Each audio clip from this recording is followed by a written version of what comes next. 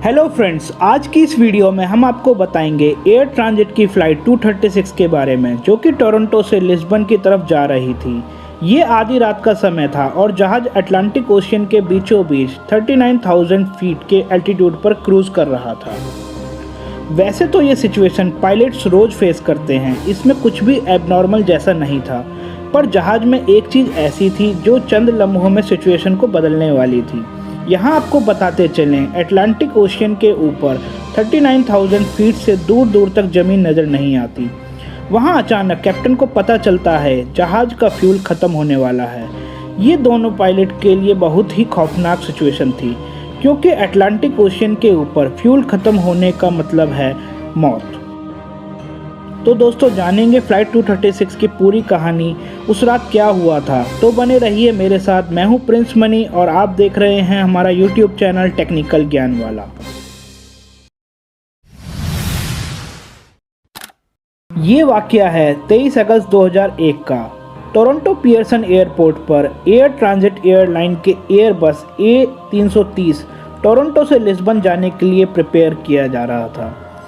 यह 7 घंटे की नॉन स्टॉप फ्लाइट होने वाली थी, इसलिए इसमें 48 मैट्रिक टन फ्यूल डाला गया। प्रिपरेशन के बाद इसमें बोर्डिंग शुरू कर दी गई। करीब रात 9 बजे फ्लाइट में 293 पैसेंजर्स के साथ 2 पायलट और 13 क्रू मेंबर सवार हो गए। दोनों ही पायलट बहुत ही ज़्यादा एक्सपीरियंस थे। जहाज़ की बात की जाए तो यह उस वक्त का बहुत ही बेहतरीन टेक्निक से लैस जहाज़ A330 मॉडल था, जो कि सिर्फ 2 साल पुराना ही था। कुल मिलाकर बात यह है कि ना तो पायलट में किसी तरह के एक्सपीरियंस की कमी थी, ना ही जहाज़ में कोई कमी। सभी फ्लाइट चेक्स के बाद पायलट ने ATC की परमिशन से जहाज़ को टेक ऑफ करा दिया। चंद ही मिनटों में जहाज़ अपने क्रूजिंग एल्टीट्यूड 39,000 फीट तक आ गया और अपने डेस्टिनेशन लिस्बन की तरफ बढ़ने लगा। इस तरह की लॉन्ग फ्लाइट में पायलट का ज़्यादा काम नहीं होता, इसलिए पायलट फ्लाइट को ऑटो पायलट पर सेट कर देते हैं। पायलट सिर्फ सिचुएशन मॉनिटर करते हैं और कंट्रोल टावर को अपनी लोकेशन और अपडेट से आगाह करते हैं। रात के करीब 1 बजे फ्लाइट 236 को टेक ऑफ किए 4 घंटे गुजर चुके थे। अभी तक सब कुछ नॉर्मल चल रहा था और पैसेंजर कैबिन में ज़्यादातर लोग रात होने की वजह से सो रहे थे। जहाज़ अटलांटिक ओशियन के ठीक सेंटर में पहुंच चुका था और यही वो समय था जब पायलट ने जहाज़ के राइट इंजन की, यानी कि इंजन नंबर 2 में एक अबनॉर्मल रीडिंग नोटिस की। इंजन में ऑयल का प्रेशर ज़्यादा शो हो रहा था, ऑयल की क्वांटिटी कम और ऑयल टेम्परेचर भी कम शो हो रहा था। इस तरह का एरर पायलट ने पहली बार देखा था। उन्होंने फ़ौरन फ्लाइट मैनुअल खोलकर इस एरर को जानने की कोशिश की। नॉर्मली जहाज़ ऑपरेशनल होता है तो वक्त के साथ साथ ऑयल टेम्परेचर बढ़ता है, पर यहाँ पर ऑयल टेम्परेचर लो इंडिकेट हो रहा था, जो कि किसी भी तरह से नॉर्मल नहीं था। उन्हें फ्लाइट मैनुअल में कुछ भी इससे रिलेटेड नहीं मिला। फिर पायलट ने एयर ट्रांजिट के मेंटेनेंस यूनिट से कांटेक्ट किया और उनको इस एरर के बारे में बताया। बदकिस्मती से मेंटेनेंस यूनिट को भी इस एरर के बारे में कुछ मालूम नहीं था। उन्होंने पायलट को कहा कि वो इस एरर को नोटिस करते रहें और थोड़ी देर बाद फिर कांटेक्ट करें। जहाज़ के राइट इंजन से फॉल्टी रीडिंग शो हो रही थी, पर जहाज़ में किसी तरह की तकनीकी खराबी नज़र नहीं आ रही थी, इसलिए पायलट ने सोचा यह किसी सेंसर की फॉल्टी रीडिंग की वजह से हो रहा है। परंतु आधे घंटे बाद कैप्टन के सामने एक और एडवाइजरी मैसेज डिस्प्ले हुआ। ये मैसेज ऑयल से रिलेटेड नहीं था, बल्कि फ्यूल से रिलेटेड था। कॉमर्शियल एयरक्राफ्ट का फ्यूल उनके विंग्स में इक्वली डिस्ट्रीब्यूटेड होता है। यह नोटिस किया गया कि फ्लाइट 236 के विंग्स में एक समान फ्यूल नहीं है। राइट विंग में फ्यूल की क्वांटिटी लेफ्ट विंग के मुकाबले कम थी। यह मसला भी इतना सेंसिटिव नहीं था, क्योंकि इस मसले को फ्लाइट के दौरान ही ठीक किया जा सकता था। कैप्टन ने इस मसले को फिक्स करने के लिए क्रॉस फील्ड वॉल को खोल दिया, जिससे लेफ्ट विंग से फ्यूल राइट विंग में जाने लगा और मिनटों में फ्यूल की क्वांटिटी बराबर हो चुकी थी। इस बात को अभी तक 10 मिनट ही गुजरे थे कि कैप्टन को लो फ्यूल की वार्निंग दिखना शुरू हो गई। पायलट ने देखा कि दोबारा से राइट विंग में फ्यूल कम हो रहा है और अब दोनों विंग को मिलाकर इतना फ्यूल भी नहीं है कि जिससे लिस्बन पहुंचा जा सके। अब की बार मामला बेहद सीरियस हो चुका था। अटलांटिक ओशियन के बीचों बीच फ्लाइट को डाइवर्ट कराने का ऑप्शन भी मौजूद नहीं था। अब बस एक ही ऑप्शन अवेलेबल था, वो था एजोर आइलैंड। ये आइलैंड अटलांटिक ओशियन में मौजूद पोर्चुगल टेरिटरी का हिस्सा था, जहां एजोर नामी आइलैंड पर टर्सियरा एयरपोर्ट मौजूद है। पायलट ने तुरंत सेंटा मारिया एटीसी से संपर्क किया और उनको बताया कि वो फ्यूल शॉर्टेज की वजह से इस एयरपोर्ट पर लैंड करने जा रहे हैं, पर अभी तक पायलट को यह कंफर्म नहीं था कि इस एयरपोर्ट पर वे पहुंच पाएंगे भी या नहीं, या फिर उन्हें बीच में ही लैंड करना पड़ेगा।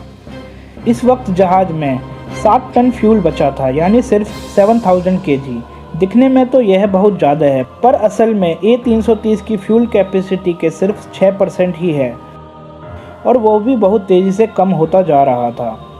पर सवाल यह है कि आखिर फ्यूल कम ही क्यों हो रहा था? क्या इस बार भी कोई फॉल्टी सेंसर ही गलत रीडिंग दे रहा था, या फिर असल में ही फ्यूल कम हो रहा था? फ्यूल का कम होना सिर्फ एक सूरत में मुमकिन है कि कहीं से फ्यूल लीक हो रहा था, और यह पता लगाने के लिए पायलट ने क्रू को इंस्ट्रक्शन दिए कि वो पिछले हिस्से में जाकर मॉनिटर करें। अगर फ्यूल लीक हो रहा होगा तो वहाँ से कोई ना कोई इंडिकेशन मिलेगी, पर अंधेरे की वजह से क्रू को ऐसी कोई इंडिकेशन नहीं मिली। अब कंडीशन यह थी कि हर 5 मिनट में 1 टन फ्यूल ख़त्म हो रहा था। अब यह क्लियर हो गया था कि कहीं ना कहीं से फ्यूल लीक हो रहा है। उनके पास अब सिर्फ 25 मिनट का फ्यूल बाकी था, जिससे कि टर्सियरा एयरपोर्ट पर पहुंचना मुमकिन नहीं था। इस दौरान दोनों पायलट मेंटेनेंस यूनिट और एटीसी के संपर्क में लगातार बने हुए थे। मेंटेनेंस यूनिट ने पायलट को इंस्ट्रक्शंस दिए कि जहाज को 39,000 फीट से 20,000 फीट तक लेकर आएं, पर पायलट ने ऐसा करने से मना कर दिया, क्योंकि पायलट का मानना था कि फ्यूल लीकेज कंफर्म हो भी गया तो भी जहाज को वापस 39,000 फीट पर लाना पॉसिबल नहीं होगा। एटलीस्ट उनके पास अभी 39,000 फीट पर ग्लाइड करने का ऑप्शन तो बाकी है। अगले चंद मिनटों में सारे शक दूर हो गए और जहाज के राइट इंजन में आग भड़क उठी।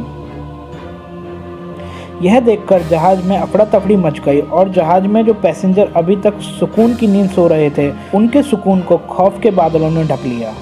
जहाज में अब सिर्फ 4.5 टन फ्यूल बचा हुआ था और एक ही इंजन ही काम कर रहा था। एक इंजन पर जहाज का क्रूज करना पॉसिबल भी नहीं था, इसलिए आहिस्ता आहिस्ता जहाज का एल्टीट्यूड कम होना शुरू हो गया। दूसरी तरफ टर्सियरा एयरपोर्ट पर इमरजेंसी लैंडिंग की तैयारी शुरू हो गई। फायर ट्रक्स और इमरजेंसी क्रू ने हर तरह की सिचुएशन से निपटने के लिए तैयारी शुरू कर ली। जहाज जो कि टर्सियरा एयरपोर्ट से अभी भी 240 किलोमीटर दूर था, उसमें अब सिर्फ 600 kg फ्यूल बचा था। इतने में वही हुआ जिसका डर लगा हुआ था। जहाज का लेफ्ट इंजन फुल थ्रस्ट पर चलने की वजह से जल गया और अब फ्लाइट 236 अटलांटिक ओशियन में बिना इंजन के ग्लाइड करने लगी। यहाँ पर कैप्टन का फ्लाइट को 20,000 फीट तक ड्रॉप न करने का फैसला बिल्कुल सही साबित हुआ। दोनों इंजन काम न करने की वजह से फ्लाइट में बिल्कुल अंधेरा हो गया था, क्योंकि इंजन की वजह से जहाज का इलेक्ट्रिकल सिस्टम भी चलता है। खुद किस्मती से जहाज का ऑटोमेटिक टरबाइन बाहर निकल आया, जो कि एयर स्पीड से सिर्फ इतनी इलेक्ट्रिसिटी जनरेट कर सकता था जिससे कि कॉकपिट के इम्पोर्टेंट इक्विपमेंट चल सके। अब टर्सियरा एयरपोर्ट 120 किलोमीटर दूर था। जहाज 30,000 फीट तक नीचे आ गया था और कैप्टन को यह डिस्टेंस सिर्फ ग्लाइड करके पार करना था। पैसेंजर केबिन में अंधेरा और पिन ड्रॉप साइलेंस ने एक खौफनाक मंजर बनाया हुआ था। ऐसी खामोशी जो किसी आफत को इशारा दे रही थी। वर्स्ट केस यह था कि अगर जहाज एयरपोर्ट तक ना पहुंच सका तो उसको ओशियन में ही लैंड कराना होगा। इसलिए क्रू ने पैसेंजर को ओशियन में लैंड कराने के लिए तैयार करना शुरू कर दिया था। ओशियन में लैंडिंग हर तरह से खतरनाक होती है। अगर पैसेंजर इम्पैक्ट से बच भी गए तो पानी में डूब सकते हैं। अगर पानी में भी नहीं डूबे तो ठंडे पानी की वजह से हाइपरथर्मिया से मर सकते हैं। अब नॉर्मली बिना इंजन के पैसेंजर प्लेन को ग्लाइड करना बहुत मुश्किल होता है। सब कुछ जहाज के पिच कंट्रोल पर डिपेंडेंट था, जिसको पायलट स्टिक से मैन्युअली कंट्रोल कर रहे थे। जहाज का एल्टीट्यूड 2000 फीट पर मिनट से गिर रहा था, यानी अगले 15 मिनट में जहाज को या तो एयरपोर्ट तक पहुंचना था या फिर ओशियन में ही लैंड करना था। जब प्लेन का डिस्टेंस टर्सियरा एयरपोर्ट से 15 किलोमीटर रह गया, उसका एल्टीट्यूड 13,000 फीट था और नॉर्मल इतने डिस्टेंस पर एल्टीट्यूड 3,000 फीट रखना होता है। अब अगर तो पायलट ने नोज डाइव करके अपना एल्टीट्यूड कम किया तो प्लेन की स्पीड बहुत तेज़ी से बढ़ जाएगी और प्लेन क्रैश हो जाएगा। इसलिए पायलट ने जहाज़ को वहीं एक 360 चक्कर लगवाया। यह चक्कर जब कंप्लीट हुआ तो एयरपोर्ट से डिस्टेंस उतना ही था जितना कि पहले था, पर एल्टीट्यूड 5000 फीट तक ड्रॉप हो गया। यह एल्टीट्यूड अभी भी ज़्यादा था, पर इतना ज़्यादा नहीं कि एक और 360 लगाया जा सके।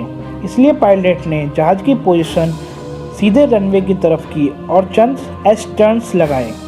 एस टर्न की वजह से जहाज़ का रनवे से डिस्टेंस बढ़ गया और उसको एल्टीट्यूड कम करने का सफिशिएंट टाइम मिल गया। नॉर्मल हालात में लैंडिंग के समय फ्लैप्स ओपन रखे जाते हैं जिससे ड्रैग पैदा हो सके और इंजन थ्रस्ट बढ़ा दिया जाता है जिससे प्लेन की नोज़ ऊपर हो जाती है, पर फ्लाइट 236 के पास इंजन थ्रस्ट तो था ही नहीं, इसलिए यह लैंडिंग नॉर्मल लैंडिंग से बहुत अलग होने वाली थी और ख़तरनाक भी। पायलट के पास प्लेन को लैंड करने के लिए सिर्फ एक ही चांस था। आखिरकार प्लेन एक जोर के झटके से रनवे पर लगा और 12 में से 8 टायर बस्ट हो गए।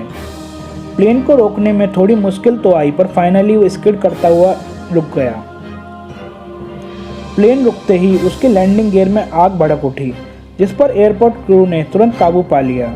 फ्लाइट 236 ने रिकॉर्ड कायम किया सबसे ज़्यादा बिना इंजन के ग्लाइड करने का। राइट इंजन में फ्यूल लीकेज को ढूंढने के लिए जब इन्वेस्टिगेशन हुई तो मालूम पड़ा कि टोरंटो में लीकेज से पहले एक मेंटेनेंस क्रू ने एक इंजन के एक पार्ट को चेंज किया था, लेकिन वो पार्ट इस प्लेन का ना होकर किसी और प्लेन का था। इसलिए लूज फिटिंग की वजह से उसमें वाइब्रेशन हुई और पास से गुजरती फ्यूल लाइन में बस्ट हो गया।